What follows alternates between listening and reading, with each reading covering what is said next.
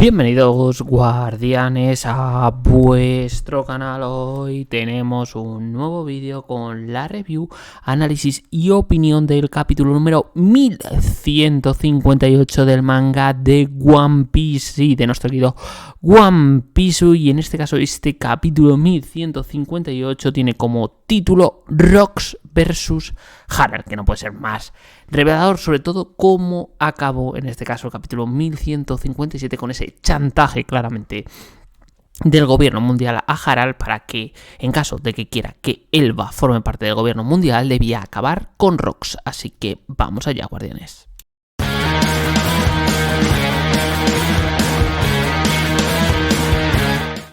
Y guardianes, como en todos los capítulos, pues tenemos una nueva portada de la mini historia, en este caso de la joven Oni Yamato y su peregrinación por los diferentes templos de Wano, volumen 40, con el título El pirata justiciero descansa en este lugar. Y vemos a quién se refería, en este caso la tumba de la portada número 39, y el nombre que aparece es el de Kosuke Moria, guardianes, y Oda lo ha vuelto a hacer después de 38 portadas de una mini historia que la verdad me estaba pareciendo bastante insulsa y poco importante. Pues aquí ha decidido, pues yo creo, darnos mucho que pensar, porque claramente no creo que la utilización del nombre Moria con Kosuke no tenga nada de relevancia, no tenga en este caso conexión con Gecko Moria. Y aquí yo veo dos opciones: que sea un antepasado de Moria, por tanto, es decir, los antepasados de Moria son de Wano y en este caso es de la familia Kosuke, o que el propio Kosuke Moria es lo que veamos como Gecko Moria, porque como ya sabemos y como decía en la portada número 39, este héroe de Wano que se enfrentó a Kaido, desapareció su cuerpo, por tanto puede ser una opción en este caso que el propio Gecko Moria sea Kosuke Moria. Y también sería bastante lógico porque la primera mención realmente que tenemos a Wano en One Piece es, en este caso, en Thriller Bark con Gecko Moria, además de que uno de esos muertos vivientes que vimos en Thriller Bark era el propio cadáver de Ryuma. Entonces, hostias, es que blanco y en botella ahora ya todo conecta totalmente. Entonces yo creo, de las dos opciones, que Kosuke Moria es quien, en este caso y ahora mismo es Shichibukai, y era el propio Gecko Moria. No sé vosotros qué pensáis. Y ya, guardianes, entrando en lo que es el propio capítulo 1158, este comienza en el Oro Jackson, con Roger enterándose que Saki había dejado las piratas Kuya para abrir un bar en Hachinosu. La verdad que le vemos que no está de muy buen humor. Y aquí vemos cómo Scooper Gavan le pregunta a Rayleigh si, en este caso, esa conversación que tuvieron dentro de la cabina del capitán es lo que le puso de mal humor, ya que, en este caso, Rayleigh le estaba ocultando algo a Roger sobre Saki, y esto era una nota que la propia Saki dejó a Rayleigh diciéndole: por favor, ven a por mí. Algo que vemos que enciende a Roger, ya que Rayleigh no parece estar interesado en ella. No es tanto así, sino que lo que no quiere es estar atado. Pero vemos como Roger no se va a rendir, ya que lo que define a un pirata es el saqueo y no piensa parar hasta conseguir lo que quiere. Por tanto, su objetivo es ir a Hachinosu. Y deteniéndome en esta primera parte del capítulo, pues bueno, a ver, me gusta un poquito esta conversación que tienen Roger y Rayleigh, un poquito así con un toque de comedia, pero bueno, vemos un poco los sentimientos que tiene Roger, que ya vemos en capítulos anteriores por Saki, también un poco Rayleigh, que no es que no esté interesado en ella, sino que al final él es un poco a lo estilo Yasub, no puede estar anclado, en este caso estar atado a alguien, entonces por eso no corresponde a los sentimientos de Saki. Y también me gusta ese toque piratesco de Roger al decirlo de que al final, al ser un pirata, la palabra saqueo está implícita en él. Al final y no va a parar hasta conseguir lo que quiere, esa determinación, un poco también como Luffy, ya sabemos esa cabezonería que tiene, y ese toque de al final pirata, porque por muy buenos que sean, o digamos que sean dentro de lo que es este mundo de One Piece lo más legal, siendo piratas, al final siguen siendo piratas, y eso implica robar, saqueos, etcétera, etcétera. Entonces, bueno, me gusta ese toquecito que le ha dado Oda aquí a Roger. Tras esto, guardianes, adelantamos un poco en el flashback. Hace 40 años en Mary Joyce, con un Figarland Garling bastante jovencito que quiere un nuevo torneo. Ya vimos estos torneos, un poquito al comienzo del mismo en God Valley con el flashback de Kuma. Pero le dicen que fue hace poco y propone para el siguiente que se realice en una isla que conoció hace poco en una misión en un país no afiliado al gobierno mundial, donde sus habitantes se rigen por sus propias creencias y normas y no piensan unirse al gobierno mundial. Además de que esta isla tiene grandes recursos, pero lo más importante es que descubrió algo que dejará satisfecho a Imu. Por eso propone a God Valley para el próximo torneo que se celebrará 2 años después, conectando, como os he comentado, con el flashback de Kuma. Pues bueno, guardianes, en una hojita o en 2 hojitas, yo creo que Oda nos ha dado un poco el preludio de God Valley o por qué en el momento en el que se va a producir el incidente de God Valley, en este caso se estaba produciendo el torneo que vimos en el flashback de Kuma cuando aparecieron los piratas Rocks.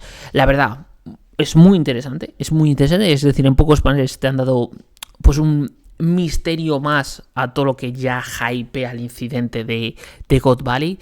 ¿Qué es aquello, aparte de los recursos, qué es aquello que ha descubierto Garling que tan satisfecho va a dejar a Imu y va a hacer que acepte la petición de que el torneo se realice ahí dentro de dos años? No sé, ¿será algo de las armas ancestrales? ¿Será algo relacionado al siglo vacío? No lo sé, pero en este caso la verdad es que si ya el incidente hypea, como os he comentado, de por sí, pues esto todavía te hace tener muchas ganas y yo espero, me da la sensación de que Oda nos lo va a mostrar. No creo que vaya a cerrar aquí el flashback de Harald y de Rocks, creo que nos lo va a enseñar ya todo y por favor, cuanto antes mejor porque tengo un hype tremendo por ver ese incidente. Ahora, guardianes, cambiamos de escenario y pasamos, en este caso, a Hachinosu, al bar de la estafa de Shaki, donde vemos cómo los piratas venidos de todas las partes del mundo solo se acercan a Hachinosu por ella y cómo ella juega con ellos. La verdad, muy interesante. También vemos a los piratas Rocks y de repente llegan Roger y sus nakamas. Aquí hay un momento potente de tensión y careo de Roger y Sebek, la verdad no puede ser más épico, pero en este bar hay una regla de oro, está prohibido pelear.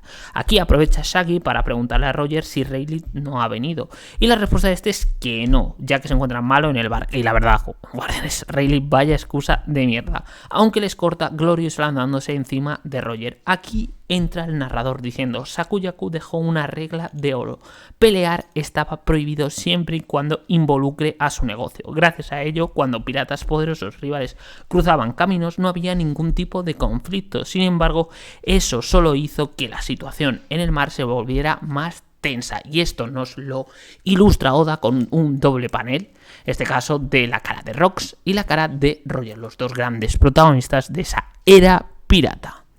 Y tras esto, guardianes, pasamos a la parte final del capítulo y vamos a Elbaf, al mundo infernal, donde se está produciendo una tremenda batalla entre Harold y Rocks, donde este último le exclama a Harald que está siendo manipulado y que si lo que pretende conseguir del gobierno mundial es tan importante como para matar a un amigo y que debe despertar, ya que lo están utilizando. Para ellos los gigantes no son más que un poder militar, preguntándole dónde está su voluntad como guerrero de Elbaf.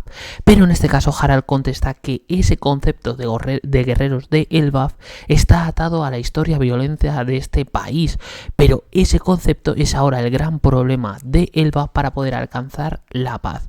Recuerda el miedo del ser humano a los gigantes, a toda esta historia de violencia, para acabar confesando a Rocks que a pesar de que los Tenryubitos son unos desgraciados, son los únicos que en este caso pueden hacer que Elbaf forme parte del gobierno mundial. Esto enciende a Rocks, que le acusa de ser un cobarde y le propina un ataque brutal a Harald con su espada en forma de cañón, para acabar sentenciando que nunca más volverá a intentar reclutarle. Pero esto no inmuta a Harald diciendo: yo soy un rey, no voy a arriesgar la vida de la gente de su nación para, en este caso, unirse a un villano como él. Entrando el narrador diciendo: su enfrentamiento quedó inconcluso, a diferencia de su extraña amistad que terminó en ese momento, y ambos no volverían a encontrarse hasta el día de aquel incidente. Pero guardianes, el capítulo no acaba aquí, ya que Oda nos tenía reservado una última hoja. En este caso pasamos a hace 39 años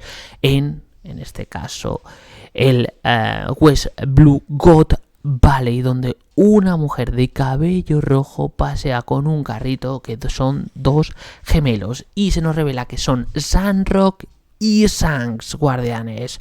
¡Buf! Se nos viene el incidente de God Valley.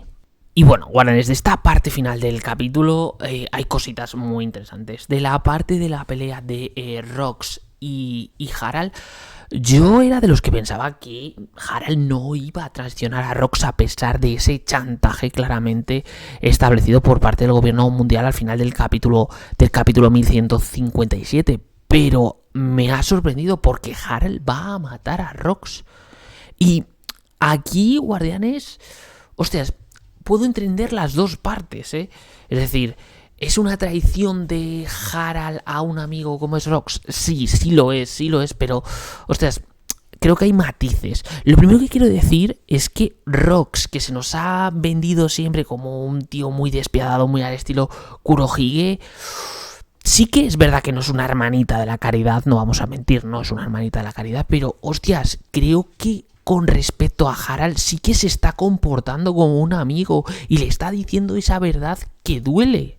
Que muchas veces un buen amigo, un amigo de verdad le tiene que decir a otro, diciendo cuándo se puede estar equivocando, cuándo le pueden estar manipulando y le están usando, qué es lo que está haciendo el gobierno mundial. Pero es que, por otro lado, yo creo que Harald es consciente de ello.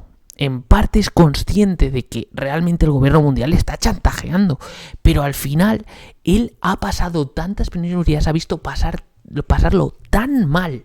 En este caso a Elbaf en el momento de las hambrunas, de todo digamos, todas estas desgracias, sucesos naturales que han llevado a esa hambruna y que en este caso el ser humano, gracias, bueno, a sus contactos, a digamos, esos vínculos que ha ido creando, les ayudaron mucho. Pues entiendo que él quiera formar parte de eso y quiera dejar atrás la historia de violencia que les hubiera llevado a que el país hubiera desaparecido. Entonces, puedo entender, y es que también hay que entender a Harald que sí que es una traición, pero realmente también es un sacrificio, está sacrificando su amistad, es decir, a una persona que realmente aprecia todo por un colectivo, por estar pone por encima el colectivo a la individual, a sus propios sentimientos. Entonces, también creo que eso hay que saber, en este caso, reflejarlo. Por tanto, sí que Harald traiciona a Rox, pero creo que no había muchas más opciones en este caso para Harald. Puede ser haberse unido, pero claro, unirse a Rox supone salir de Elbaf. Además, después de haber solventado lo de la hambruna y todo esto, es considerado como un auténtico dios. Claro, ¿cómo vas a llevar ese camino del reformismo que quieres llevar a tu propio país si acabas saliendo del mismo a formar parte de una tripulación pirata y no estando allí? Es que es muy complicada la decisión y aquí actúa como un rey, poniendo el bien, vuelvo a decir, colectivo del país de Elba sobre sus propios intereses individuales. Y luego, guardianes, ese puntito final, ese hace 39 años en God Valley y esa aparición de los gemelos Shanks y Sandrock, que yo creo que si no es en el próximo capítulo, en el 1159, creo que sería muy interesante que en el 1160, en un número redondo, comenzara ese incidente que tantas ganas tenemos de ver cómo es el de God Valley. Y ahora, guardianes, entrando en la parte de la opinión general de este capítulo 1158 del manga de One Piece, pues tengo que decir que es un poco una continuación del capítulo 1157. Este capítulo es bastante cortito, pero, hostias, es muy interesante porque en muy pocos, digamos, en menos hojas de lo que suele ser normal en un capítulo, porque además hay bastantes dobles páginas, pues Oda, nos ha dado que sí, contexto de Roger y Sakuyaku, esa regla que había en Hachinosu para evitar la pelea entre los diferentes piratas que acudían, en este caso al bar de estafas de lo que esto estaba suponiendo, que estaba haciendo que todo pendiera de un hilo, que estaba a punto de producirse una gran batalla, luego el misterio de God Valley, de qué que puede ser aquello que tanto le puede venir bien a Imu, la pelea de Harald y Rox, que es muy épica, es corta, dobles paneles muy potentes, pero es bastante épica, que también tiene su toque dramático entre dos amigos, y luego el cliffhanger de ya llevarnos a God Valley muy cerca de esos hace 38 años, sino un año antes, y sobre todo la aparición de niños, de bebés, en este caso de los gemelos Sandrock y Shanks. Entonces, hostias, hay mucho, muy picadito, cosas épicas, cosas misteriosas y que te hypean. Así que un capítulo realmente súper interesante y la verdad, guardianes, tengo muchas ganas de ver si en el próximo capítulo comienza el incidente de God Valley. Y poco más, guardianes, por nada, si os ha gustado este análisis, review y opinión del capítulo número 1158 del manga de One Piece, pues ya sabéis, darle likecito al vídeo, suscribiros al canal para más contenido de anime, manga, bueno, ya sabéis, un poquito de todo. Y nada, en la caja de comentarios me decís qué os ha parecido el capítulo, qué es lo que más os ha interesado, que si el misterio de God Valley, la pelea de Rox y Harald, que quiero que me deis vuestra opinión, qué pensáis, si es una traición propiamente dicha de Harald, si hay en este caso atenuantes, y sobre todo con ese cliffhanger de los dos gemelos, es decir, de Sandrock y Shanks ya en God Valley un año antes de que se produjera el incidente. Y nada, nos vemos en un próximo vídeo. Chao, chao, guardianes.